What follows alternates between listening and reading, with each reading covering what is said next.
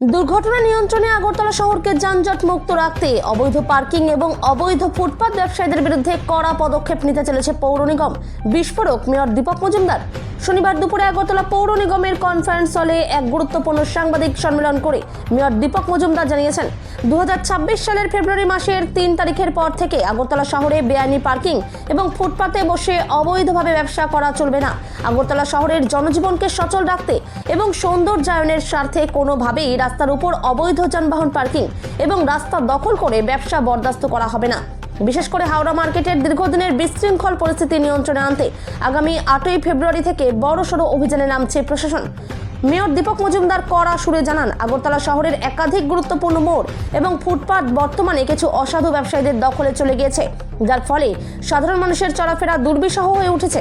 আগরতলা হাওড়া মার্কেটে অবৈধভাবে ব্যবসার আড়ালে চলছে নেশার রমরমা, যার বৈধ ব্যবসায়ী তাদের জন্য সাহায্যের হাত বাড়িয়ে দেবে আগরতলা পৌর নিগম, আর যারা অবৈধ ব্যবসায়ী তাদের বিরুদ্ধে কঠোর পদক্ষেপ নেবে পৌর নিগম এবং প্রশাসন। ত্রিপুরা থেকে বিক্রম কর্মকারের রিপোর্ট, বিগ নিউজ বাংলা। লক্ষ্য করেছি যে আগরতলা শহরে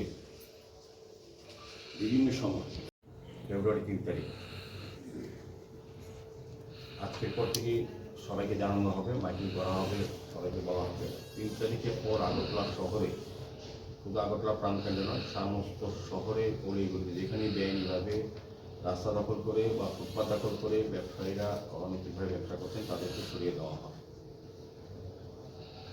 দ্বিতীয়ত, যানজট মুক্ত করার জন্য যাতে শহরে যান চলাচল স্বাভাবিক থাকে সেখানে ট্রাফিক জটের সঙ্গে আমরা কথা বলেছি। আমাদেরকে বলা হয়েছে যে ট্রাফিক জট যাতে একটু সক্রিয়ভাবে অংশগ্রহণ করে কাজে দপ্তরের আধিকারিক, এবং এটা আমরা বলবো যে আমাদের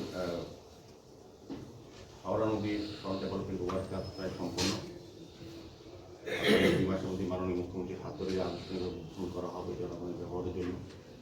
এটার সঙ্গে যে হাওড়া মার্কেটটা যে শুরুতেই বলেছিলাম, এটা জোট আমলে কিছু সংখ্যক দোকানদারকে দিয়ে শুরু করা হয়েছে। নদীর পারে যদি এটা বেআইনি, নদীর পারে কোনো রকম পারমানেন্ট কনস্ট্রাকশন বা এই কনস্ট্রাকশন হতে পারে না। যাই হোক, তৎকালীন সময় সরকার দিয়েছিলেন কিছু ব্যাকআপ যুবকদের, কিন্তু পরবর্তী সময় দেখা গেছে যে এগুলি বাড়তে বাড়তে এখন অনেক দোকান হয়ে গেছে এবং অনেকগুলি কাগজপত্র নেই, এগুলি অনুমোদন নেই আগরতলা পৌর নিগমে।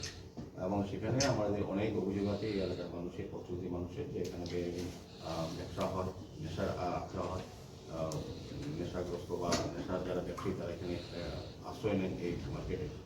যাই হোক, আমরা আরেকটা সঙ্গে কথা বলেছি, ওদেরকে বলা হয়েছে আমরা আগামী 7 তারিখ অব্দি ওদের সঙ্গে হাওড়া মার্কেটে যারা অ্যাসোসিয়েশন আছে বা সংগঠন আছে তাদের সঙ্গে কথা বলেছি, ওরাও সম্মতি প্রদান করেছেন। আমরা সমস্ত জায়গাটা পরিষ্কার করে দেব, যাদের বৈধ কাগজ আছে একটা সিস্টেমের থেকে আমরা একটা পরিমাপে তাদেরকে ব্যবস্থা করবো ব্যবসা করার, বাকি সবাইকে তুলবে। এই হচ্ছে মোটামুটি বিষয়।